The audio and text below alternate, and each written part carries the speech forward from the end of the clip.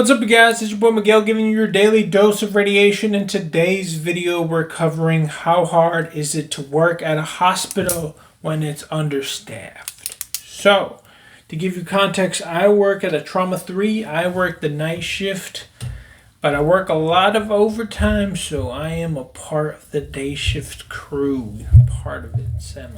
So, the most amount of techs we've been down was, I guess, 4? 5 if you consider, because one of our own, I guess, techs became like the big manager and kind of left. Still part of the crew and occasionally comes into the battlefield to sub in if it's like really bad. So you could technically say we were like 5 techs down. So there was a bunch of overtime available.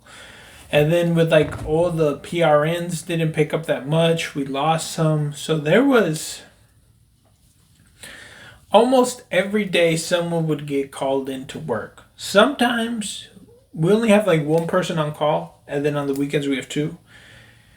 Occasionally we would have the people would get called in and they would ask for like 1 to 2 extra people to come in, like they would offer it, like the slots to work. One would be for sure coming in, and like if I wasn't working, I would always come in because money, you make the dinero, make money, get it. They offer bonuses. But if I was already working night shift, I couldn't come in technically because I had to work my night shift.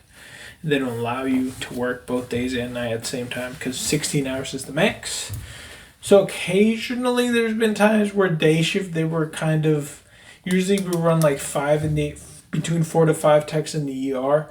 So like we would have to literally close down some of the other departments just to staff the emergency room and the main. Occasionally, because in our hospital we have the main, we have the outbuilding, the patient outbuilding, and then the ER / with like the whole hospital on the floor. So sometimes it would get so bad to where we would have to close both of these departments and just have staff the ER / everyone in the who's already admitted to the hospital. So that's kind of occasionally that would happen. And sometimes we would literally be down to only 2 techs be working the ER, holding the whole joint down. And that would happen occasionally because like the managers would be on vacation, some other people would be on vacation, and the people who would come in would get sick, and then it was pretty bad some weeks. I would just see it, and I'm like, well, I'm already working, so I can't even help y'all out. So occasionally it does get rough. And I mean, if there's certain techs who you work with who don't want to pick up shifts and aren't really OT people, who don't like it will put more pressure on the other people who do work, which technically they can't force you to pick up unless you're on call.